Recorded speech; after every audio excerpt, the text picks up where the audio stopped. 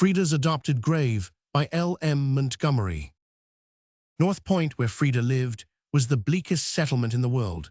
Even its inhabitants, who loved it, had to admit that. The northeast winds swept whistling up the bay and blew rawly over the long hill that sloped down to it, blighting everything that was in their way. Only the sturdy firs and spruces could hold their own against it, so there were no orchards or groves or flower gardens in North Point.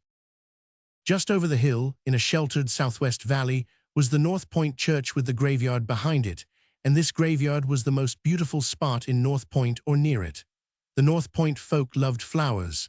They could not have them about their homes, so they had them in their graveyard. It was a matter of pride with each family to keep the separate plot neatly trimmed and weeded and adorned with beautiful blossoms. It was one of the unwritten laws of the little community that on some selected day in May everybody would repair to the graveyard to plant, trim, and clip.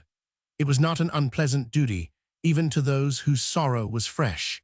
It seemed as if they were still doing something for the friends who had gone when they made their earthly resting places beautiful. As for the children, they looked forward to Graveyard Day as a very delightful anniversary, and it divided its spring honors with the amount of the herring catch. "Tomorrow is Graveyard Day," said Minnie Hutchinson at school recess when all the little girls were sitting on the fence. "Ain't I glad? I've got the loveliest big white rosebush to plant by Grandma Hutchinson's grave. Uncle Robert sent it out from town. My mother has 10 tuberoses to set out," said Nan Gray proudly. "We're going to plant a row of lilies right around our plot," said Katie Morris. Every little girl had some boast to make, that is, every little girl but Freda.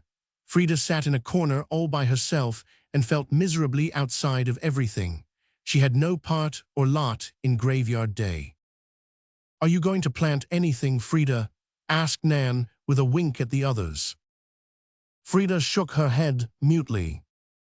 "Freda can't plant anything," said Winnie Bell cruelly, although she did not mean to be cruel. "She hasn't got a grave." Just then Freda felt as if her gravelessness were a positive disgrace and crime, as if not to have an interest in a single grave in North Point Cemetery branded you as an outcast forever and ever. It very nearly did in North Point.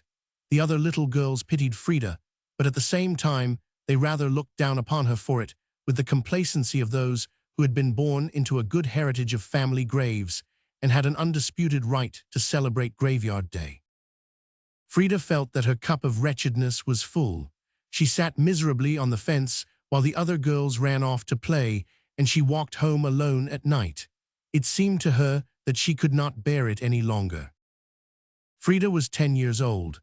4 years ago, Mrs. Wilson had taken her from the orphan asylum in town. Mrs. Wilson lived just this side of the hill from the graveyard, and everybody in North Point called her a crank.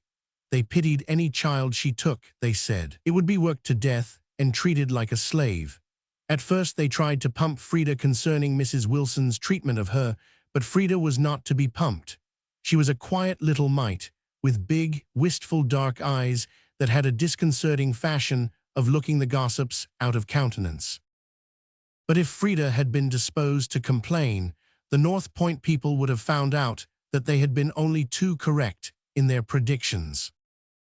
"Mrs. Wilson," Freda said timidly that night, "why haven't we got a grave?" Mrs. Wilson averred that such a question gave her the creeps. "You ought to be very thankful that we haven't," she said severely. "That Graveyard Day is a heathenish custom, anyhow. They make a regular picnic of it, and it makes me sick to hear those schoolgirls chattering about what they mean to plant, each one trying to outblow the other. If I had a grave there, I wouldn't make a flower garden of it." Freda did not go to the graveyard the next day, although it was a holiday. But in the evening, when everybody had gone home, she crept over the hill and through the beech grove to see what had been done. The plots were all very neat and prettily set out with plants and bulbs. Some perennials were already in bud. The grave of Katie Morris Graytuncle, who had been dead for 40 years, was covered with blossoming purple pansies. Every grave, no matter how small or old, had its share of promise, every grave except one. Freda came across it with a feeling of surprise.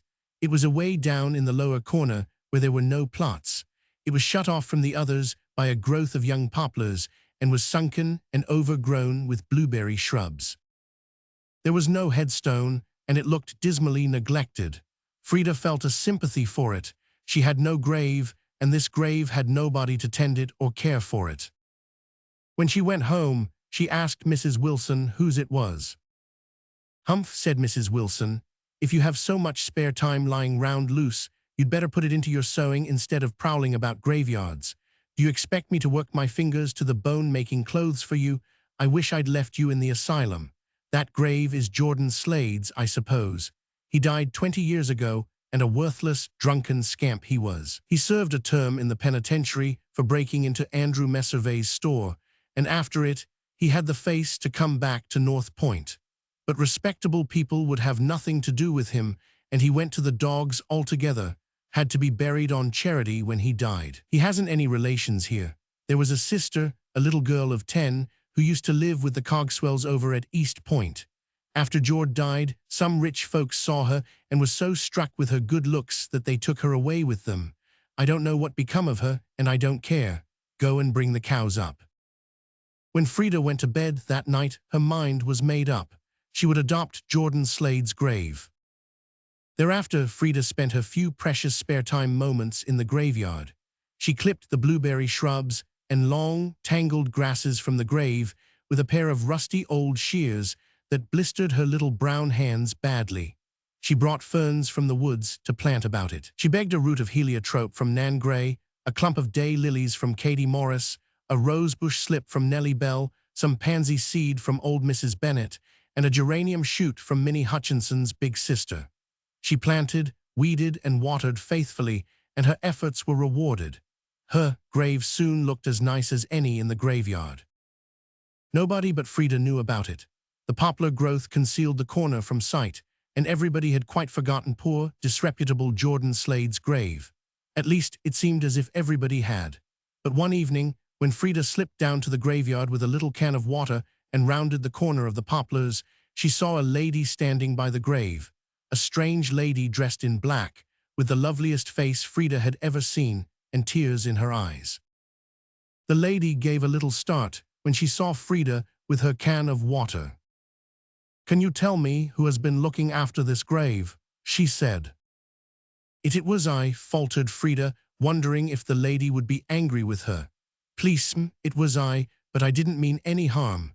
All the other little girls had a grave, and I hadn't any, so I just adopted this one." "Did you know whose it was?" asked the lady gently. "Yes, Jordan Slade's. Mrs. Wilson told me." "Jordan Slade was my brother," said the lady. "He went sadly astray, but he was not all bad. He was weak and too easily influenced. But whatever his faults, he was good and kind. Oh, so good and kind to me when I was a child. I loved him with all my heart. It has always been my wish to come back and visit his grave, but I have never been able to come. My home has been so far away. I expected to find it neglected. I cannot tell you how pleased and touched I am to find it kept so beautifully. Thank you over and over again, my dear child." "Then you're not cross, ma'am," said Freda eagerly, "and I may go on looking after it, may I? Oh, it just seems as if I couldn't bear not to." "You may look after it as long as you want to, my dear. I will help you too. I am to be at East Point all summer. This will be our grave, yours and mine." That summer was a wonderful one for Freda. She had found a firm friend in Mrs. Halliday. The latter was a wealthy woman.